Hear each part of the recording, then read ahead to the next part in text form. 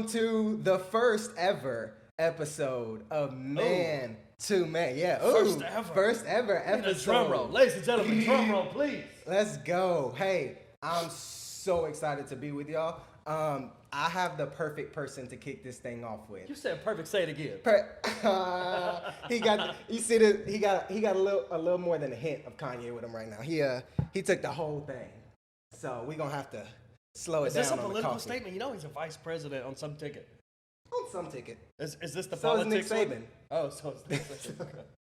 Hey, we are talking about the myths of manhood today. Like I said, we brought the perfect person on to talk with you, Pastor J.D. Oast. He's amazing. I remember the first time I ever met him. So I was dating my wife at the time. I came to the church for the first time. And he's up there preaching, and he's saying, hey, if you're with us today, we're so excited that you're here. Maybe you got drug here. Maybe a friend invited you. And then he threw a little thing in there. He said, maybe you chased some lady because you wanted to be with them today. Hey, whatever the reason you're here is, we're glad. And he gave a little side eye. Me and Megan looked at each other like, did he just... Yeah, he did. And so that was, you know now. Well, you didn't remember it, now you do. No. So here's the deal. An essential part of the formation of manhood is how do they handle a call out? Like, if you can take it, maybe that's version 1.0 of what it means to be a man. That was the okay. That was the okay fam. Did he take it? Oh, okay. He's cool. There we go. That was the first one. Okay.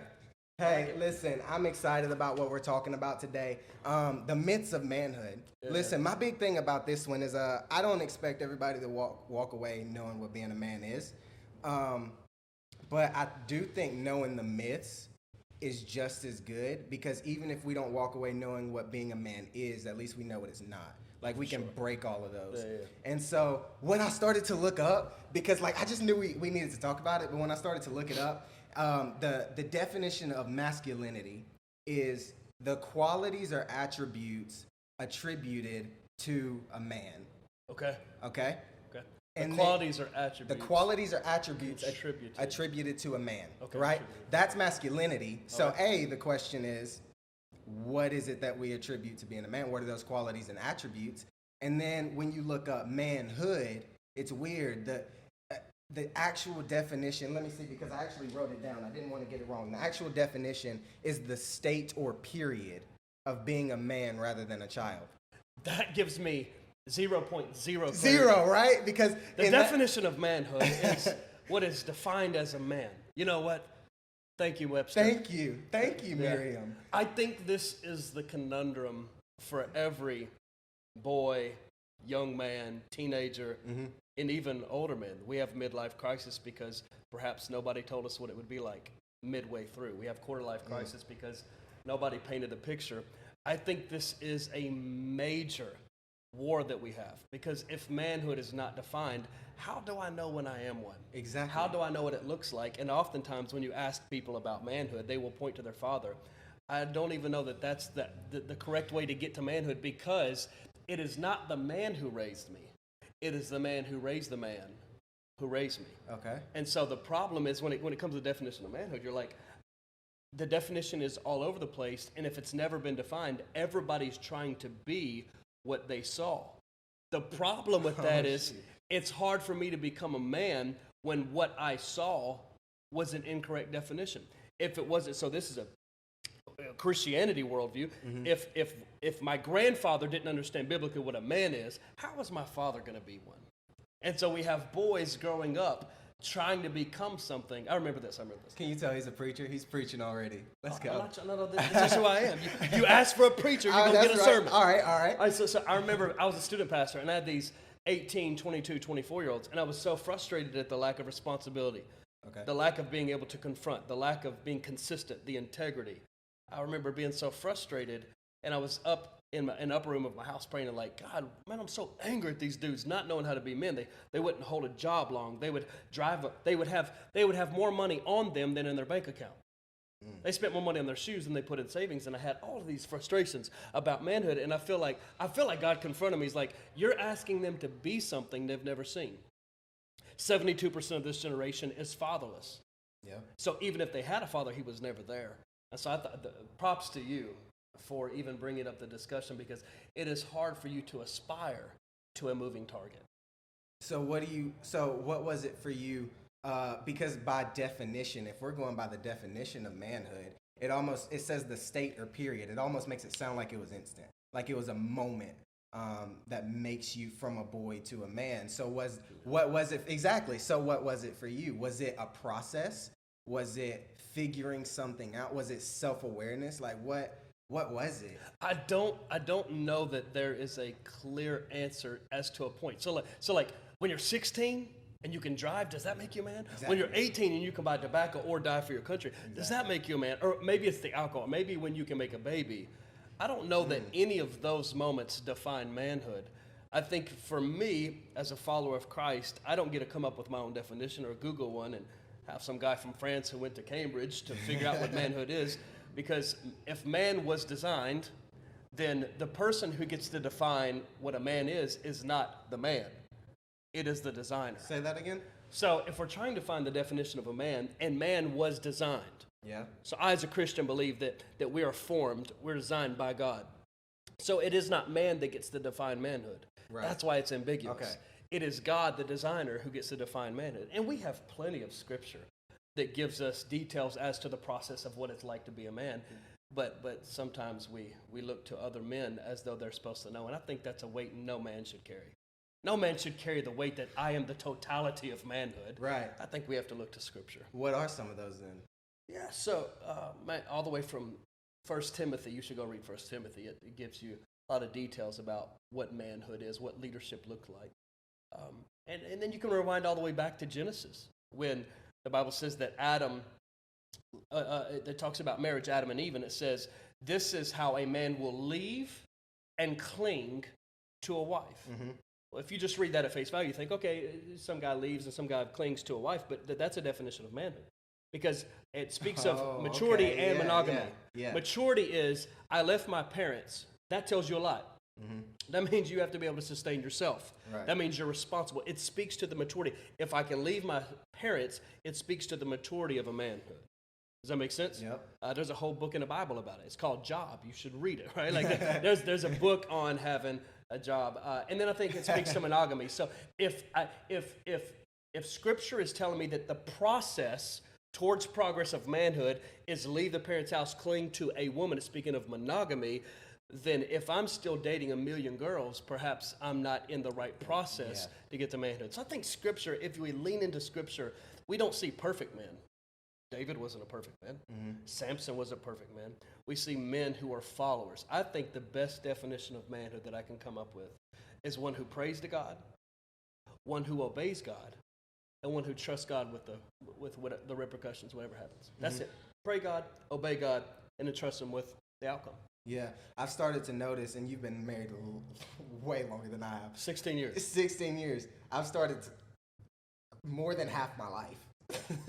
Yeah, a long time. A long time. I've started to realize that the sexiest part of me for my wife is my relationship with God. Everything that has to do with God. Does she tell you that? She actually has. Does she watch you pray? When we pray together. Oh, hello. Hello. You hold her accountable. You know. Yeah.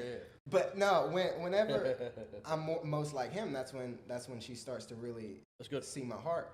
So what is it? So you said, if we're talking about the myths of manhood, and you said that there's no such thing as a perfect man other than the one that we saw, which is Jesus. What were some of the things that you saw were hindering you from that? You know?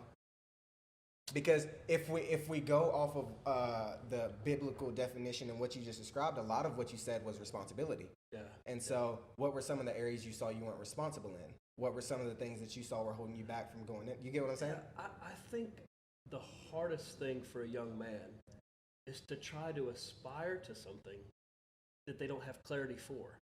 Mm-hmm. So if I'm trying to be whatever a biblical man looks like at 22, I don't need to hang out with just 22-year-olds. Mm-hmm.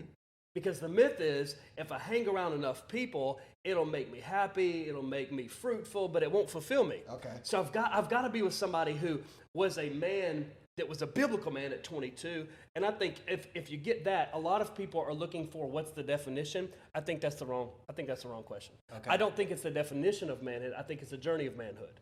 So if I can find somebody that's at mile 10 and talk to them about mile 5, then I can find accuracy for the season. To me, a biblical man is just one who follows well. Okay. Men are trying to lead so often we forget to follow. So if I can find another man who lived it biblically at this stage and just follow, I'll get there. So when did you, for me, I think it's a big misconception around mentorship. I think it's a nasty word. I think authority is a nasty word now because we've been abused by it. Like whether it's in, I love Trump, all right? Whether it's in politics and you get abused by someone like Nixon, or whether... Did you just say you love Trump? I actually do. Like on a scale of 1 to 10, like... Well, I love him. I didn't say I always like him. No, There's a big difference. No, that's okay. Okay. Yeah. Okay. That wasn't political. I'm just wanting to know who you love. So can I ask another question? Do you like love Biden? Yeah.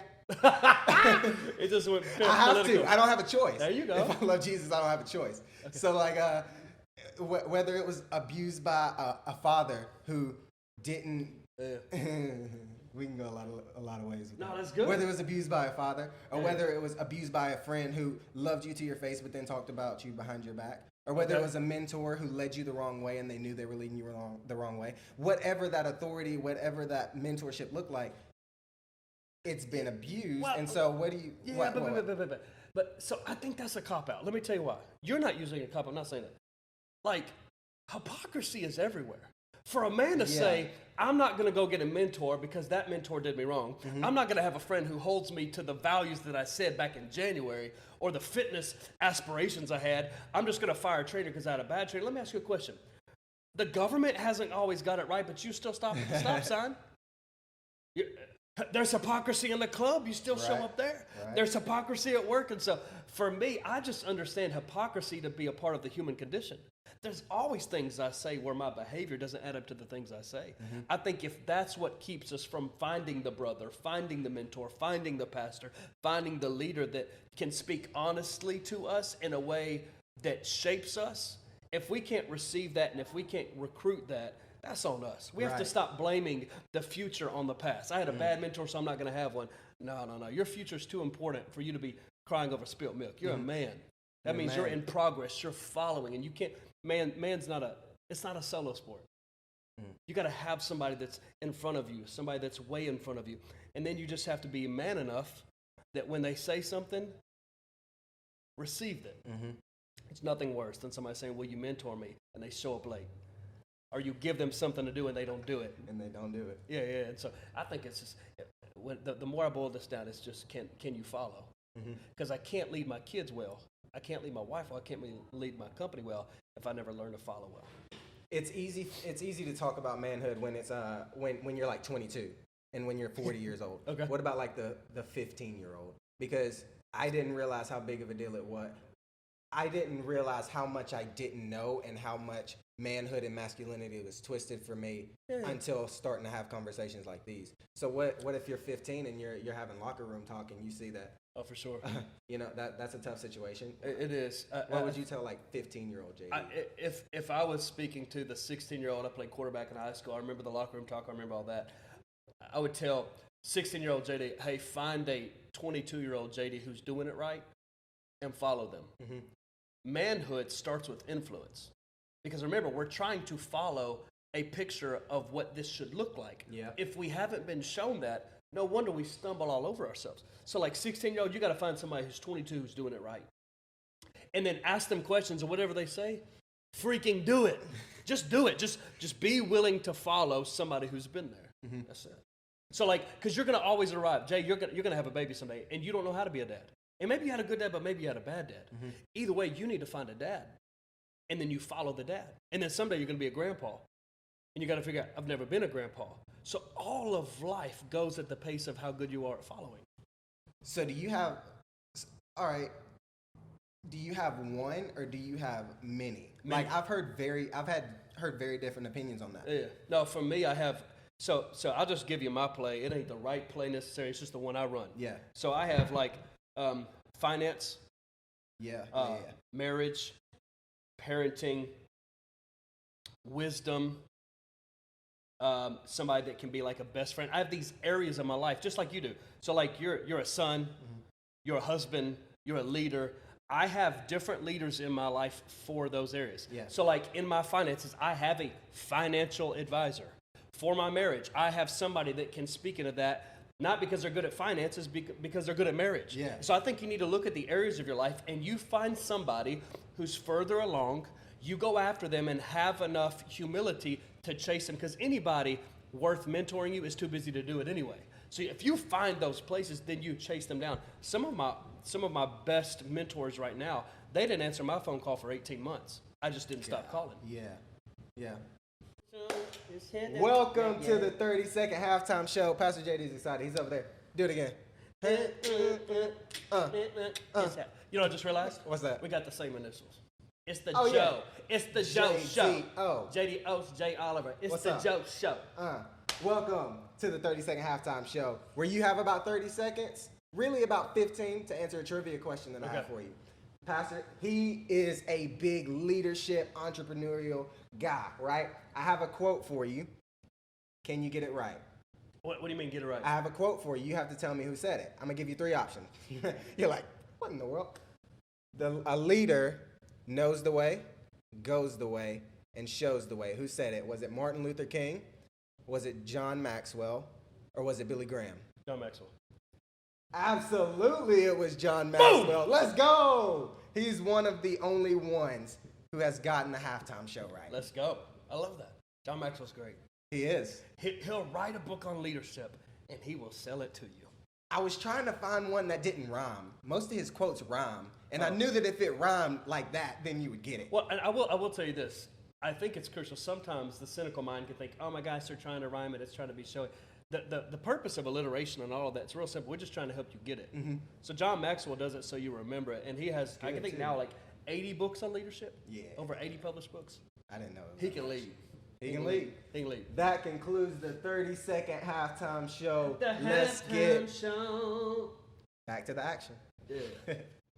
One of the big things that I noticed when I was having conversations with people, man, is that it's very easy for everybody to, as a guy, I don't know why it is, it's very easy for us to come together and talk about how many points LeBron scored, but it's not the easiest to talk about, hey, how do I work this out in my finances, or how am I doing as a husband, as you see? Like, I feel like you and your wife got a good thing right now. What can you give me? Like, what are some nuggets? It's very easy for us to talk about things that don't really matter. I think guys don't like to grow in glass rooms. Break that down. I don't want to grow in front of you. It's too vulnerable. Oh, yeah. So like when somebody, their lead off is, oh, by the way, how's your private life? Or like, what have you looked at that's inappropriate? Like when that's the lead line, dude, that's not how.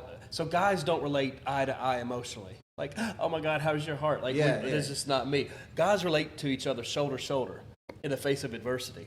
So like when we are on mission headed to something, if we're playing golf together, if we're designing something, if we're coming up with an idea, if we're chatting something up, that is the proper driveway, the proper avenue to the safe place. If a guy does not feel safe to talk about his vulnerability, to undo his armor, you got to get past the guy's armor before you get to his heart. So I think if we're trying to get to some idea of brotherhood, of like help each other, we have to be okay with the process to brotherhood is character proven over time, until I feel safe enough exposing myself to you.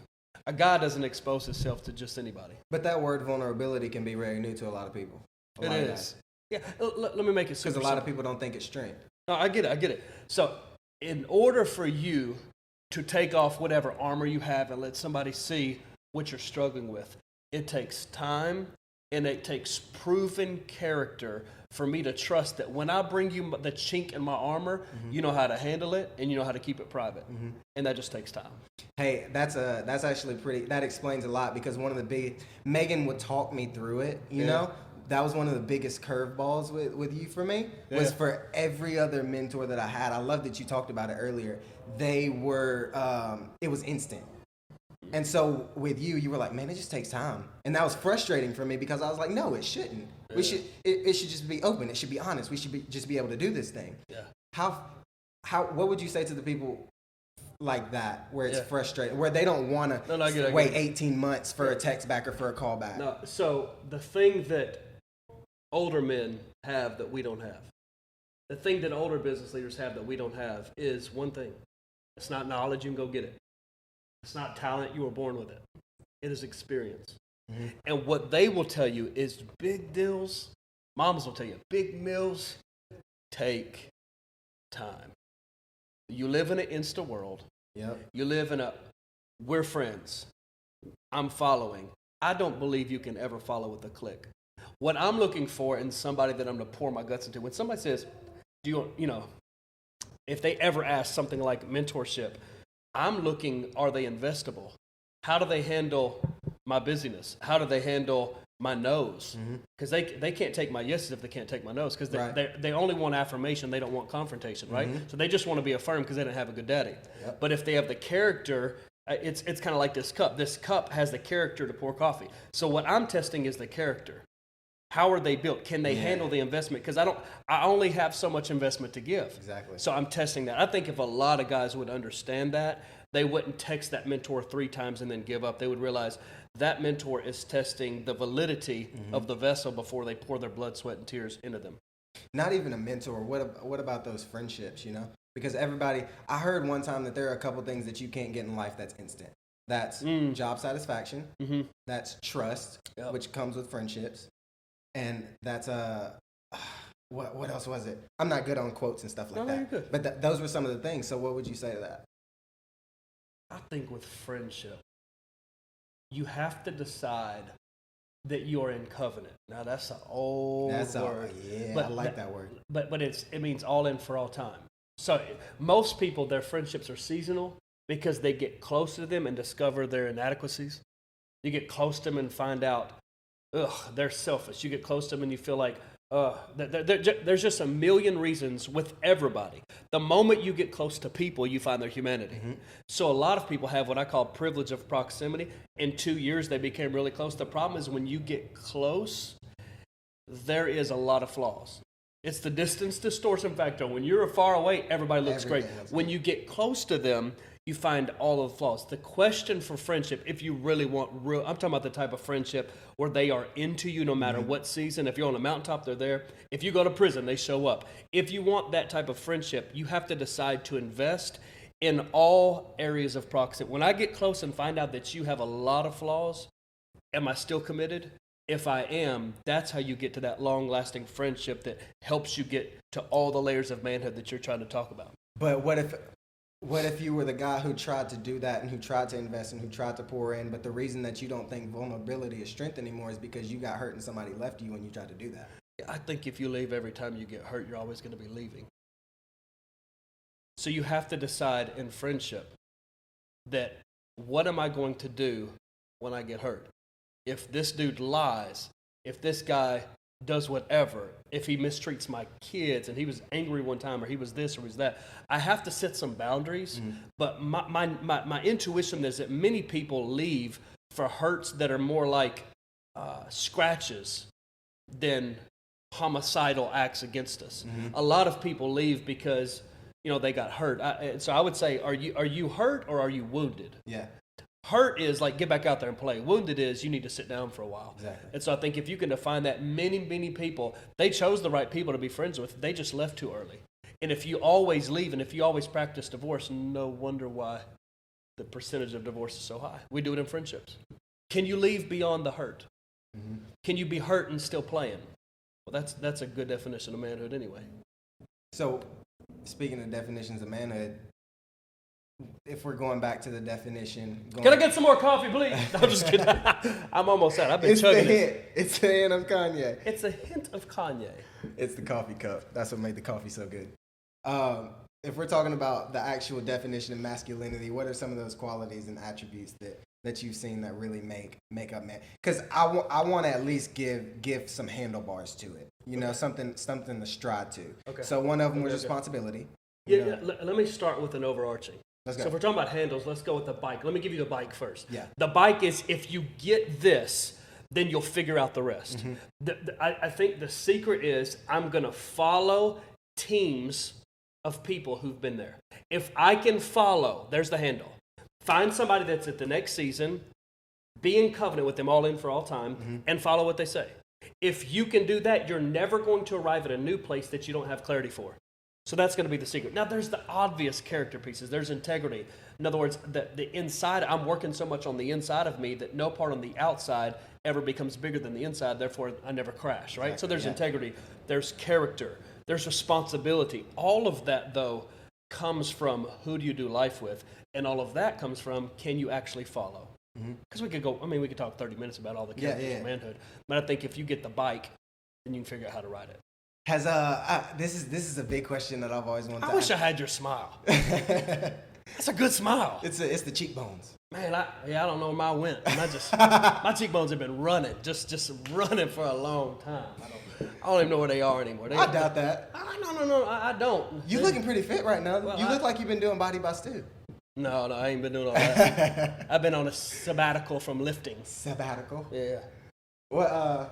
See, you made me forget what I was even about to say. it's part of the plan, part of the strategy. Yeah. Yeah.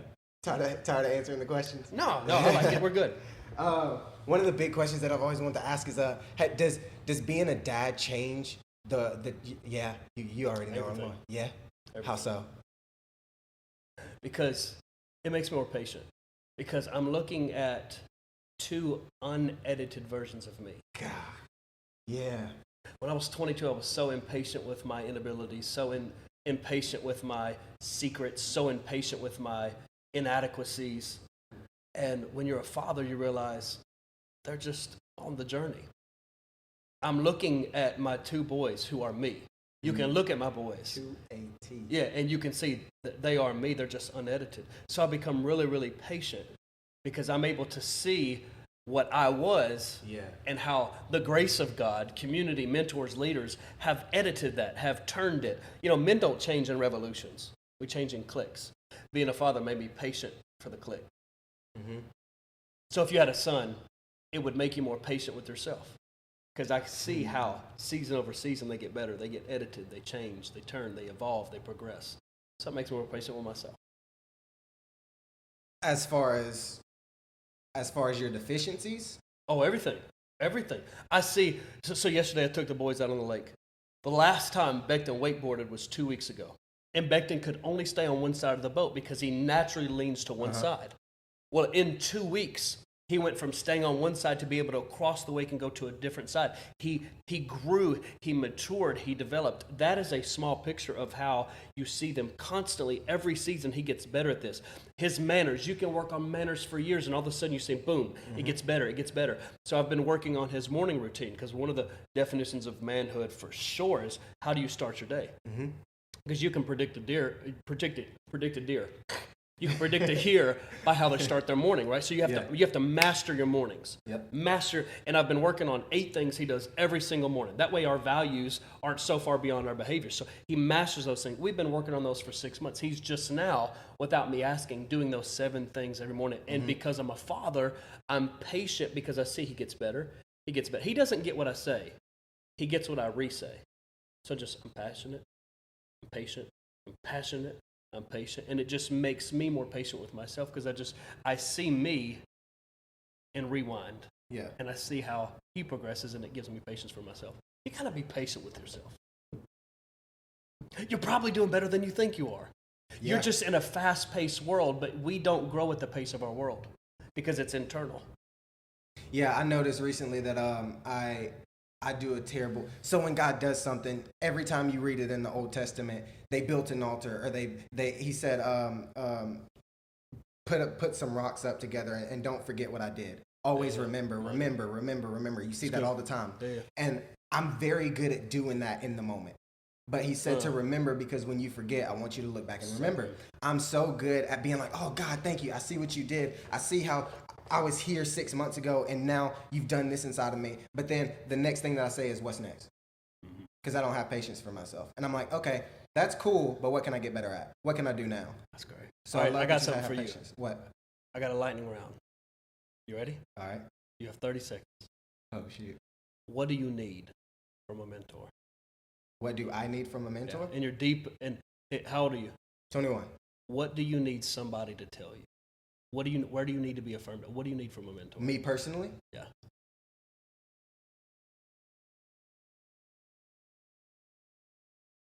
That I'm not who I was. that I don't have to be where I come from. You need permission. Yeah. Why the question? Well, because I think you will probably attract people like you, probably same age group, your influence. And for a guy who's just a little bit further down the road, it is crucial that I listen, because in order for you to reach your full potential, the person that's just a little bit ahead needs to know what you're facing. Okay. And so I think it's crucial in these moments of honesty that you're able to say, here's what I need. Because 72% of your age group, even if he was there, he wasn't there. So that's why. Yeah. I need to know what you need. It's hard for me to fill the shoes of the ones I don't see. But are you supposed to be the one as a mentor who carries that? No, I don't have to carry, but I have to know. I have to know what shoe to put my foot in, right? Oh, like if okay, you say, I got you. You said I need permission. Mm-hmm. I need permission to become what maybe you have a vision, but you don't feel like you belong in that place. Exactly. Yeah, so you need permission. So that helps me know what I've got to do is affirm the man. I've got to affirm the character of who you are. I've got to let you know how you're really doing, so that you feel like, you know what, I am not who I was. And maybe that's the people watching. They need to know. They need to receive permission to become what God says they can become. So you think some people aren't stepping into manhood because they don't feel like they deserve it, or they don't feel like they have permission to? Let me speak for me. I never look in the mirror at a guy who I think deserves anything I have. Nothing. I don't deserve the family I have. I don't deserve the influence God's given me. I don't deserve my job, my position, my house, my kids, my wife. And sometimes it takes an older man saying, you're doing the right thing. Yeah. The way you married Megan, the way you serve her, the way you serve the house of God, the way you influence people, your honesty, you're taking a shot at speaking to your people, speaking to your friends, speaking to your influence. That's exactly where you need to be. Sometimes you just need an older man to say, you're exactly where you need to be. You're not off center. You're not off on the wrong exit. Mm-hmm. You're in the right moment at the right time. And if you will be patient, everything that you see in your mind's eye will become a reality. Just stay on the road. You want to make that face again? That was that face like, yeah, I just dropped it on you. Well, I think that's what we all need to know. Yeah. We need to know, how am I doing? Men are built for progress. Mm-hmm. So you need somebody that's a coach in your life that can say, you're running the play. Yeah. And you are. So I hear a lot of process, a lot of responsibility, a lot of following more than anything. So if you were to give, whether you're 15, 30, 50, because a lot of 50-year-olds are still not stepping into manhood, like whatever the age, what would be the best advice? I wouldn't change it. Yeah. So I deal with a lot of 55-year-olds because 50 to 60 is the greatest divide for a man, because what happens is they become the oldest person in their family. They go to the top of the organization, and they start living a life on an island, and they no longer have somebody to say yes, sir, to. Their father is passing away. Their father is older. Their father has dementia. Jeez. I just need every guy to know, based on what my mentors have told me, based on the books you read, every man needs a man. Mm-hmm. Every man. And I need somebody to follow, and it is my responsibility to find it. Yeah. I'm telling you, the word is follow. The moment you lead yourself onto an island is the moment that things fall apart. History hasn't been kind to men who live on islands. Mm-hmm. They need to go watch the movie Castaway. Castaway, Tom Hanks. Listen, I don't, like I said, I don't expect any of these conversations to change the world. I don't need to change the world. I just want to have people open up, have people start to talk. I love what Mike Todd says. He says, we're just going to be hot. We're going to be a hot church. Honest, open, and transparent. That's all I'm trying to get to. Not counseling session style, just this right here. How we would sit on your back porch, how we would sit around a fire and just talk. So I really appreciate you coming on, because not a lot of people could speak to it the way that you could. When I said I had the perfect person, I wasn't joking. I knew you were going to bring some heat, some handlebars, and so... heat and handlebars. I like that. Heat and handlebars. I appreciate your time. I really do. And so for all you guys, listen, you just got probably the best advice that you'll get all day. Don't just take it. Listen, wisdom is not experience. That's stupid. Wisdom is taking the experience and applying it, actually doing it. Don't just listen to this and not do anything. Let's be guys who actually put it to work. Go follow somebody. Go find you some people who you can get around, open up with, talk with, shoulder to shoulder, and follow. Find out what God says the definition of manhood is. Do these things and actually put it to work. And I really think we're going to get somewhere. So I'm excited for you to listen to it. I know it's going to be good. So until the next time of Man to Man, stay humble. With just a hint, tell them, just a hint. Just a baby hint. Just a baby hint of Kanye. Yo, we'll see you on the next episode of Man to Man. Peace.